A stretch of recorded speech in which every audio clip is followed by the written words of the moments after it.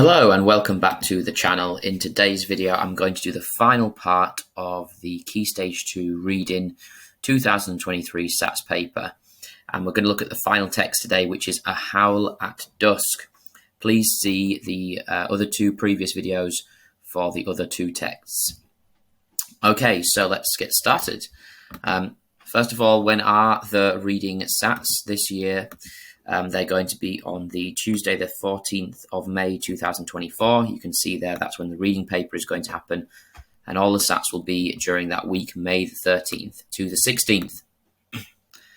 The text, the questions are made up of short answers, several line answers, long answers, and selected answers. So sometimes children have to write a word, sometimes they write a sentence, or longer answers explaining their answer, or sometimes they'll just have to draw lines or tick boxes. The full marks for this paper is 50. However, on this particular test, the pass mark was somewhere, I think it was 24. Usually the pass mark is somewhere between 24 and 26. So the children only need to get half marks in order to pass their reading SATs. Okay, so you can see here, this is the third and final text, A Howl at Dusk. What I'm going to do is I'm going to go through answering the questions, showing you where to find the answers in the text. Okay, so first question, question 27. After Innes heard the wolf howl, for the first time he pressed on. What does pressed on mean? So this is a word meaning question, first of all. Pressed on, we need to find out what that means. So we're going to go back to the text and find out where pressed on appears, see if we can't read around it and find the answer. Okay, so Innes Munro stopped dead in her tracks. He pulled his hood down, listened intently. The only sound was beating heart. That was a wolf, he thought, but it couldn't have been. There were no wolves on the island of Nin, no wolves in Scotland anymore. It was just a trick of the wind. He pressed on, but kept his hood down. The afternoon light, early March was fading fast, snow was falling. He was still a good half a mile from home. So this phrase here, he pressed on, seems like he carried on, or he carried on walking. He didn't let the wolf's howl deter him from his journey. So we're going to write our answer here now, and I'm going to write he carried on walking.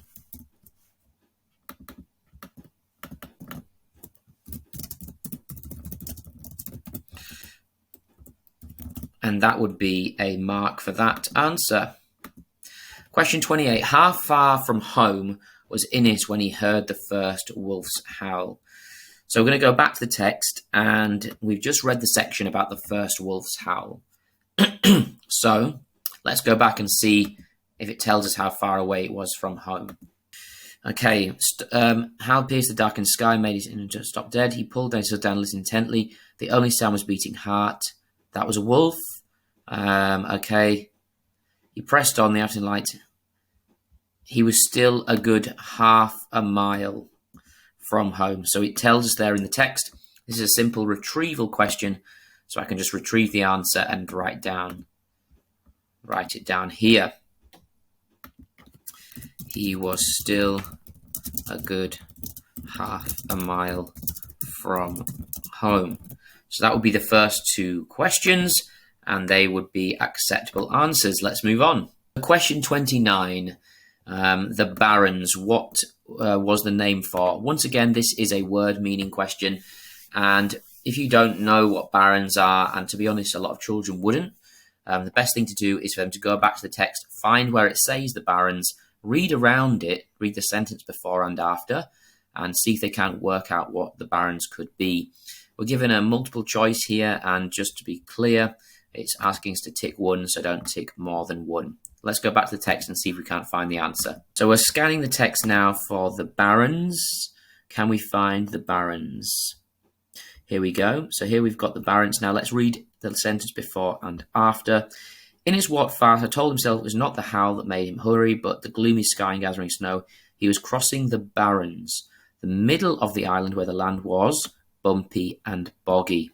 So it seems to me like the Barrens is like a boggy area. Look at the question, we can see it's not a snowy wooded area. Sandy line of coast, no. Fields of grass and slopes, no. A wet area of rough ground. I would say that would be the best option to tick. Still, children might not know what the word boggy means, but we know that we should know that it's a kind of wet area, very damp. Question 30. Look at page 8. What two things made it hard for Innes to trust her own senses when he was looking for the wolf? So this time we have to tick 2. And keywords in the question that we can look for are senses, trust possibly, when he's looking for the wolf. So he wasn't trusting his own senses. Let's go back to the text and find out why. Okay, so there was a wolf and okay, a trick of the wind. So here we know that he's not trusting his hearing. He thinks it could be just a trick of the wind. He knows there's been no wolves on the island for hundreds of years. So he questions himself. The afternoon light of early March was fading fast. Snow was falling. He told himself it was not the howl that made him hurry. Okay, mainland, it would seem that he was lost in the middle of Lake Nowhere, but Innes knew the ground, knew every rise and dip. Innes stopped, caught his breath and held it. He turned full circle, scanning the landscape, peering through the snow and gloom, close to this time. It was someone playing a trick. So he thinks it could be someone playing a trick, trying to frighten him. Pretty ridiculous. There was no wolves. So again, he repeats this. There's no wolves on the island of Nin. There was an immediate response, but further away this time in the distance by the mountain. And there was another howl much closer. A sound no boy could make. So let's see if any of that helps us to answer this question. At the question, we've got how flat the land was, the fading light, how tired he felt, the weather. Possibly the weather, because it talks about the howling wind, how fast he was walking, the fading light. So thinking about this, it did talk about that it was starting to get dark. So I think the best two that I would go with would be the weather and the fading light, and they would be correct answers. Question 31. Look on page 8. So it's giving us an idea of where to look here. It's telling us to look on page 8. How can you tell that Innes was familiar with the area? So this word familiar means that he knew the area, or he knew where he was in some way, or he'd been there before. It's just a one-mark question, but how can we tell? It's sort of an inference question, this one. So we're going to have to use the word because in our answer. But let's go back to the text first and see why we think he knew the area. So down here, I think in this section, we find out that here the word lost in the middle of nowhere, but Innes knew this ground. He knew every rise and dip. So it's somewhere that he's walked very often, and he knew the rise and dip of the land. So that's kind of telling us that he knew the area very well. So back at the question, we can just write, and we're taking our answer directly from the text, because Innes knew every rise and dip of the land. And it's only a one-mark question, so that one reason there would hopefully give us the correct answer. Question 32. Look at the paragraph beginning, the howl pierced the darkening sky. So it's telling us where to look. The howl pierced the darkening sky, to the paragraph ending no wolves on Nin.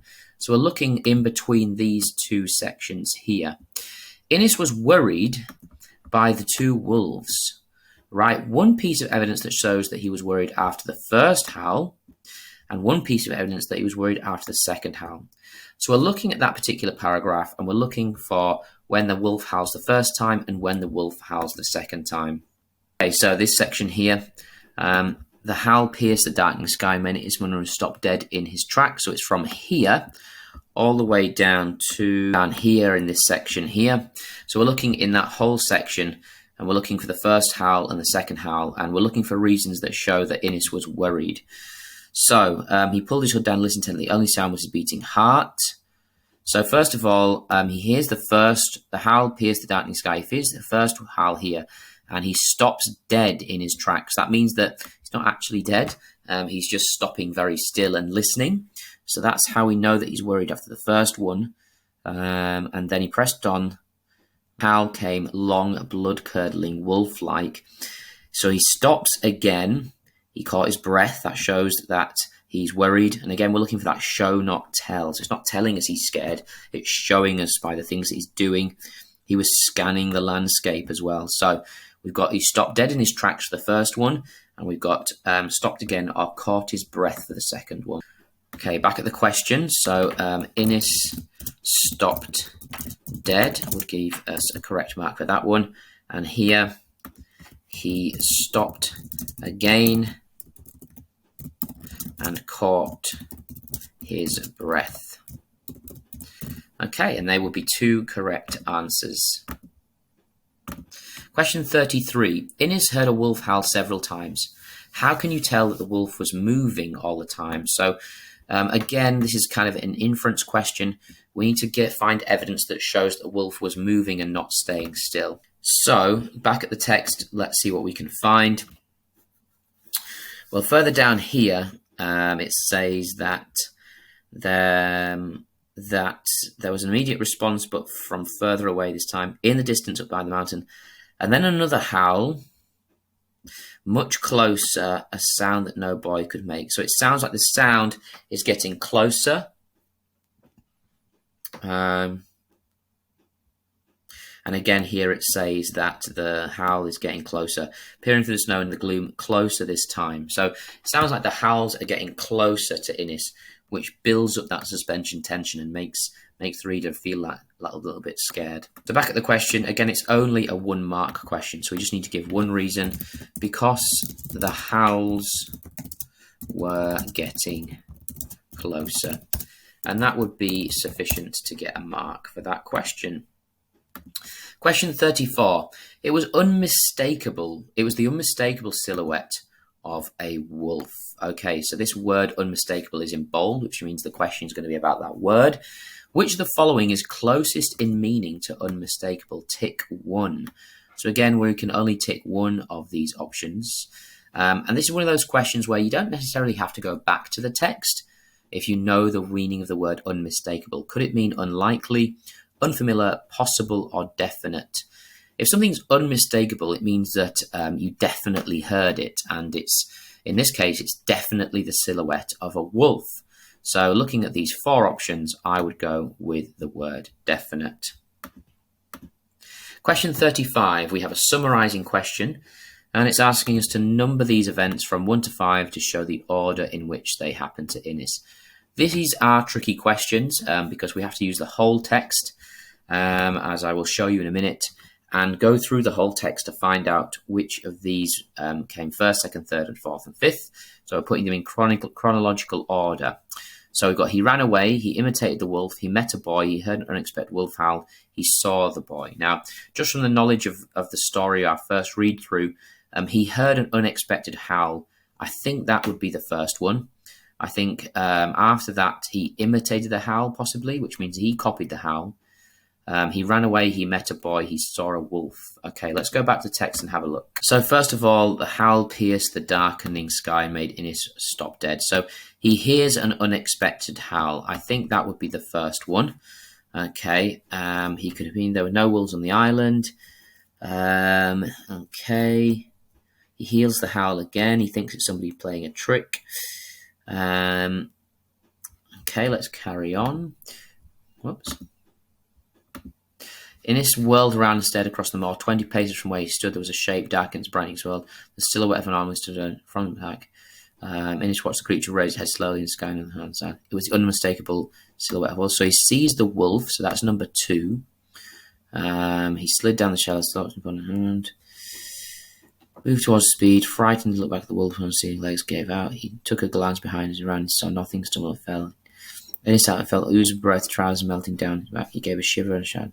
No wolves, but a boy was walking towards him. So then he sees a boy, which would be 3. He didn't recognize the boy. He was small, but in his older in appearance, the boys were exact opposite, strange and squat. So we're scanning through again.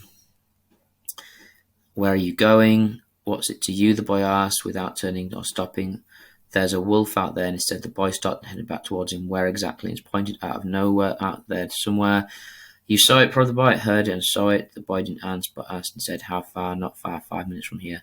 The boy sighed, wiped snow from his face. He turned and strode off without another word. So the boy kind of walks off and doesn't say anything. The only one that I haven't been able to find is the imitating the sound of a wolf. Down here we see Innes cupped a hand to his mouth and returned the best horror movie wolf sound. So 1 and 2, so the sound comes after 1, which means this one is 3, this one is 4. Okay, he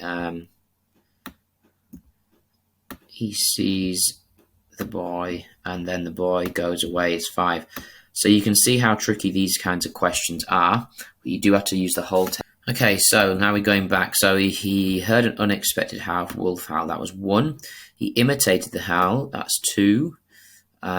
He saw a wolf, 3. He met a boy, 4. And finally, he ran away. The boy, I'm assuming, ran away would be 5. So 5, 2, 4, 1, 3 would be the correct sequence. Question 36. Innes did not know the boy. Why else might Innes have been surprised to see the boy? So it's a why question, so it's inference, and we're looking for a reason to see why would Innes have been surprised to see this boy in the middle of nowhere? So write 2 reasons. Let's go back to the text, see if we can find them. Okay, so the bit where the boy, so I'm scanning the text to see where the bit where the boy appears. No wolves but a boy walking towards the sun lying. He would crunch his steps in his struggles. He didn't recognize him, first of all, so he doesn't know who this boy is, and he's been walking this journey for a long time. Where are you going? What's it to you? So this boy is in the middle of nowhere, isn't he? So what could our 2 reasons be? Well, first of all, Innes did not recognize the boy, and also the boy appeared in the middle of nowhere. So those could be 2 potential reasons as to why Innes was surprised to see this boy. Let's move on. Question 37. The first words Innes said to the boy were, "Where are you going?" So we're looking again at this section where he's talking to the boy. Why did Innes want to know where the boy was going? Another why question, another inference question. So why did he want to know where the boy was going? Well, based on the conversation that we've just looked at, I would say he was worried because there was a wolf out there, and he was worried the boy was going to be hurt. Okay, Innes was worried because there was a wolf, and he didn't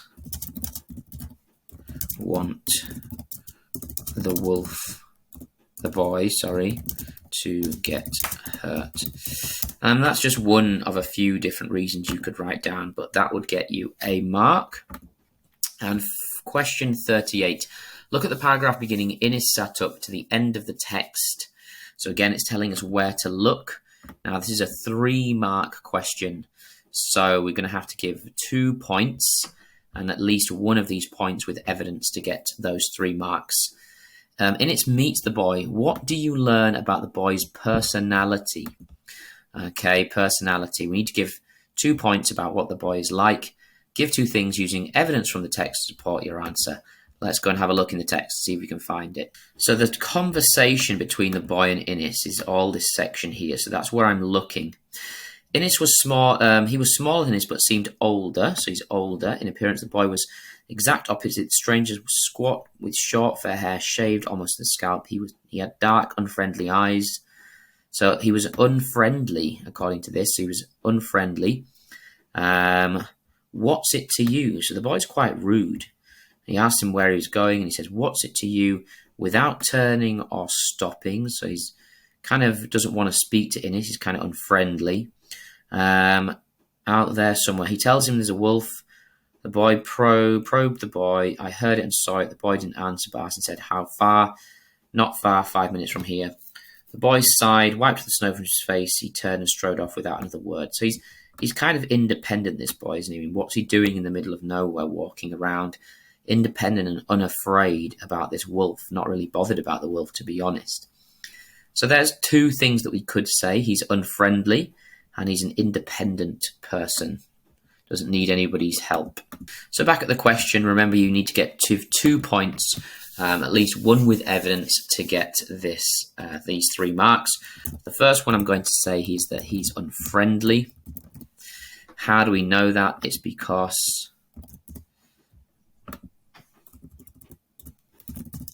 he had unfriendly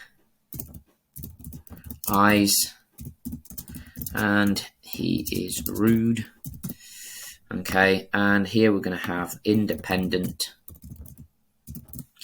and the reason is he doesn't need Innes's help and isn't afraid of the wolf. So I've given 2 points and I've supported both with evidence, which should be sufficient to get the mark. Other points that you could have given were that he was brave, that he wasn't afraid of the wolf, he was curious about where the wolf was, he was strange and mysterious. Yes, he was out in the middle of nowhere. So as long as you give some of those points and you support them with evidence, you should be able to get the 3 marks on this question. Okay, that brings me to the end of the final text and questions. Thank you so much for watching. I hope you find the video helpful. As you might have seen from doing this, that these reading papers are not easy and they do take time, particularly the 2023 paper, which was a really long paper. But take comfort in the fact that you only actually need about half marks to pass this SATS paper. Thank you for all those people who already subscribed to the channel. Please subscribe for more videos on primary education and hit the like button if you enjoyed the video today. Thanks guys, and I'll see you in the next one.